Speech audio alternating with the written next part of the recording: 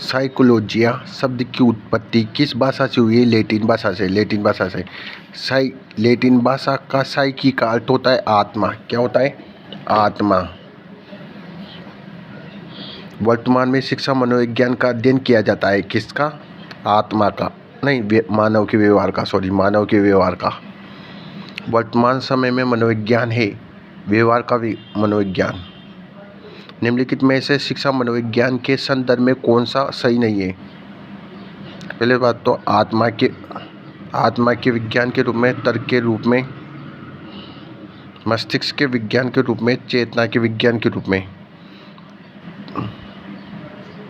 तर्क के मनोविज्ञान के रूप में। वुडवर्ड ने माना है कि सर्वप्रथम मनोविज्ञान अपनी आत्मा को त्यागा है, फिर अपने मन को त्यागा, फिर चेतना को त्यागा, फिर व्यवहार को अपनाया है। सर्वप्रथम मनोविज्ञान ने अपनी आत्मा का परित्याग किया, फिर मन का, फिर उसके बाद में चेतना का।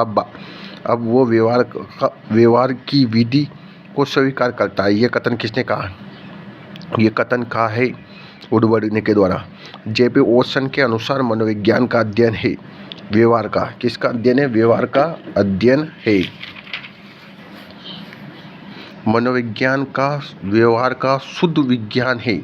यह कथन किसका है? मनोविज्ञान व्यवहार का कौन सा विज्ञान है? शुद्ध। वाटसन का है। मतलब वाटसन क्रिकेट खेलता है ना, उसने कहा शुद्ध व्यवहार का अध्ययन है। मनोविज्ञान व्यवहार का विज्ञान है। इसका गणित संबंध शिक्षा से है। शिक्षा से है इसलिए क्योंकि शिक्षा बालकों के परिवर्तन लाना चाहती है, मतलब व्यवहार में परिवर्तन लाना चाहती है। पहली मनोवैज्ञानिक प्रयोगशाला की स्थापना किसके द्वारा की गई? विलियम हुंट के द्वारा। प्रथम मनोविज्ञान प्रयोगशाला कहाँ स्थापित की गई? लिप्जिंग में। कहाँ पर? लिप्जिंग में। लिप्जिंग, जर्मनी के लिप्जिंग में। विश्व की प्रथम मनोवैज्ञानिक प्रयोगशाला कब स्थापित हुई? 1879 में।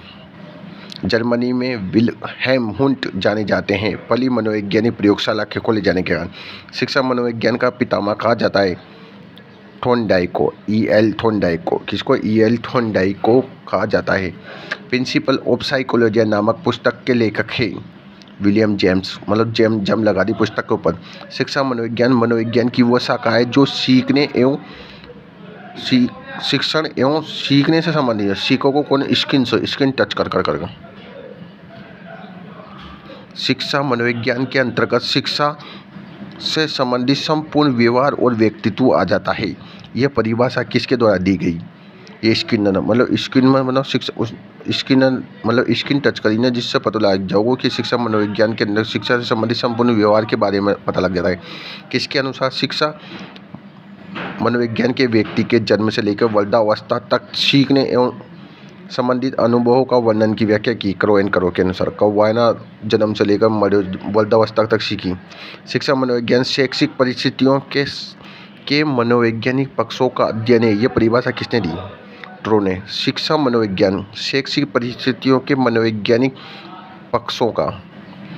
शिक्षा मनोविज्ञान शैक्षिक परिस्थितियों के मनोवैज्ञानिक पक्षों का, मतलब जो अपन सीखते ना उनमें जो परिस्थितियाँ बनती है उनका पक्षों का अध्ययन है। ये किसने कहा? ट्रो। मतलब बीच में जो कोई क्या होता है ना कि अपन जना ट्रो रह जाए, कहना बीच में ट्रो, हमारा दिमाग खराब हो, ट्रो निकलते हैं ना कोई, उसने ट्रो।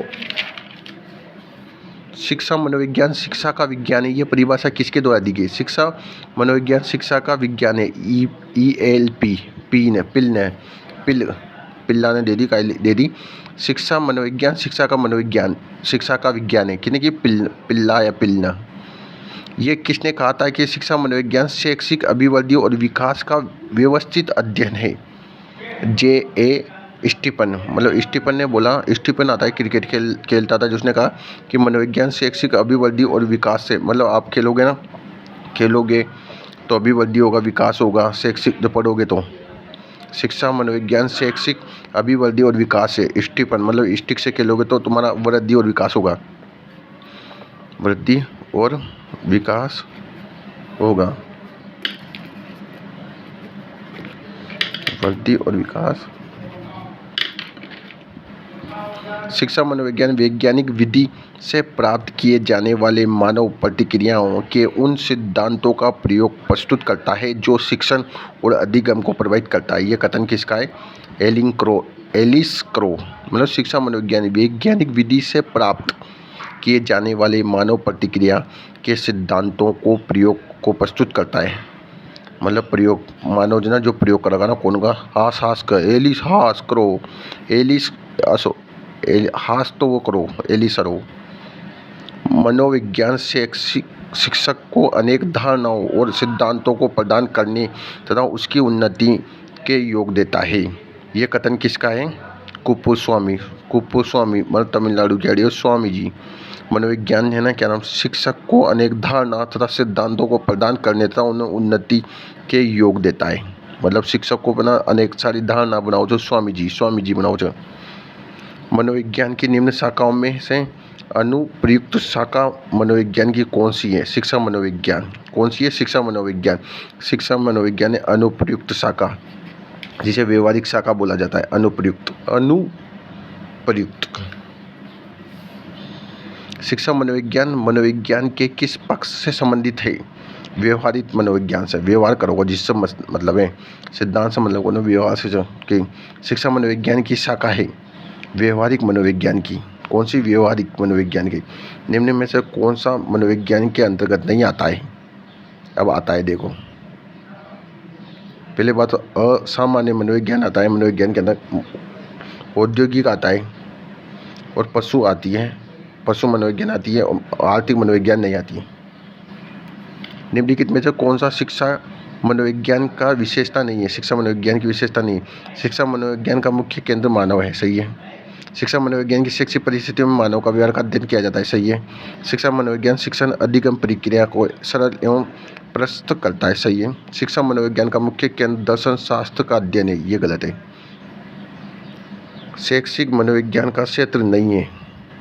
सीखने की प्रक्रियाएं, मापन, मूल्यांकन है, पाठ्यक्रम का निर्माण है, खेल का परीक्षण नहीं है। लिंडग्रेन के अनुसार शिक्षा मनोविज्ञान का नाभिक केंद्रित क्षेत्र नहीं था, अधिगम करता था। अधिगम की विषय वस्तु नहीं थी, बस अधिगम की प्रक्रिया है, अधिगम की परिस्थिति है। कितने? लिंडग्रेन के अनुसार शिक्षा मनोविज्ञान के 5 क्षेत्र बताए। अधिगम करता है शिक्षार्थी, सीखने की प्रक्रिया का स्वरूप, सीखने की परिस्थिति, मापन, मूल्यांकन, निर्देशन और मानसिक स्वास्थ्य भी बताया इसने। लिंडग्रेन के अनुसार शिक्षा मनोविज्ञान के 5 क्षेत्र है, 2, 3, 5 शब्द। अधिगम, शिक्षार्थी, सीखने की स्वरूप, परिस्थिति, मापन, मूल्यांकन, निर्देशन एवं मानसिक स्वास्थ्य। अध्यापक की अभिवृत्ति और व्यवहार शिक्षा मनोविज्ञान के निम्नलिखित में से कौन से क्षेत्र में मुख्यतः संबंधित है? अधिगम की परिस्थिति से संबंधित है। निम्नलिखित में से कौन सा कार्य क्षेत्र आता है शिक्षा मनोविज्ञान के अंतर्गत? शिक्षार्थी आते हैं, सीखने की प्रक्रिया आती है, परिस्थिति आती है, और ये निर्देशन और मानसिक स्वास्थ्य आते हैं। इसमें एक और बच रहा है, लिंडग्रेन। मापन मूल्यांकन कर लेंगे। मापन और मूल्यांकन 5 क्षेत्र आते हैं। शिक्षक की प्रक्रिया, शिक्षार्थी, सीखने की प्रक्रिया, सीखने की परिस्थिति, निर्देशन, मानसिक और मापन मूल्यांकन। शिक्षा मनोविज्ञान का संबंध है किससे? शिक्षक से, कक्षा के वातावरण से, शिक्षण से, विद्यार्थी, सब सही है। शिक्षा मनोवैज्ञानिक संबंधित है अधिगमकर्ता से, अधिगम की प्रक्रिया से, अधिगम की परिस्थिति से, और निर्देशन, मानसिक स्वास्थ्य से और मापन मूल्यांकन से। लिंडग्रेन के अनुसार शैक्षिक मनोविज्ञान का प्रमुख क्षेत्र सम्मिलित है। अधिगम करने वाला, अधिगम की प्रक्रिया, अधिगम की स्थिति। निम्नलिखित में से कौन सा शिक्षा मनोविज्ञान के अध्ययन के क्षेत्र में नहीं आता है? आते हैं जो, देखो। पहले बात वंश वाताक्रमण, इसको देखेंगे बाद। व्यक्तिगत भिन्नता आती है, अधिगम की प्रक्रिया आती है, पारिस्थितिक ज्ञान नहीं आता बस। परा मनोविज्ञान के अंतर्गत पूर्व जन्म, टेलीपैथी जैसे अतीन्द्रिय व्यवहारों का अध्ययन किया जाता है। शिक्षा मनोविज्ञान के क्षेत्र के अंदर नहीं आता है। शिक्षा मनोविज्ञान के क्षेत्र के संदर्भ में निम्नलिखित कौन सा सर्वाधिक उपयुक्त है? इसका क्षेत्र सामान्य मनोविज्ञान की तुलना में व्यापक है। इसका क्षेत्र सामान्य मनोविज्ञान की तुलना में सीमित है। यही है सदा। सामान्य मनोविज्ञान एक व्यापक मनोविज्ञान है जिसकी शिक्षा मनोविज्ञान केवल एक शाखा है। संप्रत्यय निर्माण, संप्रत्य निर्माण शिक्षा मनोविज्ञान के क्षेत्र के किस घटक से संबंधित है? सीखने की प्रक्रिया। अधिगम प्रक्रिया में मानसिक क्रिया जैसे स्मृति, प्रत्यक्षीकरण, समस्या समाधान, संप्रत्य निर्माण, सीखने के नियम के सिद्धांत आते हैं। स्मृति, प्रत्यक्षीकरण, समस्या समाधान, संप्रत्य निर्माण, सीखने के नियम मतलब सीखने की प्रक्रिया से। अधिगम समस्याओं का निदान तथा उनका उपचार शिक्षा मनोविज्ञान के कौन सा क्षेत्र है? अधिगम का प्रक्रिया का निम्नलिखित में से कौन सा तत्व शिक्षा मनोविज्ञान के अध्ययन के क्षेत्र में नहीं आता है? अब आते हैं जो देखो, सीखने की प्रगति आती है, मानव के व्यक्ति अभिवृद्धि और विकास आता है, व्यक्तिगत भेद आता है, मानसिक रोग नहीं आता है। मानसिक रोगों का अध्ययन असामान्य मनोविज्ञानी या नैदानिक मनोविज्ञान के अंतर्गत आता है। निम्न में से कौन सा शिक्षा मनोविज्ञान का केंद्रीय क्षेत्र नहीं है? सीखने का स्टेटस नहीं है, सीखने की प्रक्रिया, सीखने की स्थिति, सीखने का सीखने वाला है। शिक्षा मनोविज्ञान का केंद्रीय क्षेत्र अधिगम करता है, अधिगम की प्रक्रिया, अधिगम की परिस्थिति है। निम्नलिखित में कौन सा शिक्षा मनोविज्ञान का केंद्रीय क्षेत्र है? बीच में अधिगम की प्रक्रिया है इसमें से, तो बस लिटग्रेज के अनुसार। निम्नलिखित में से कौन सा कथन शिक्षा मनोविज्ञान के संबंध में सर्वाधिक उपयुक्त है?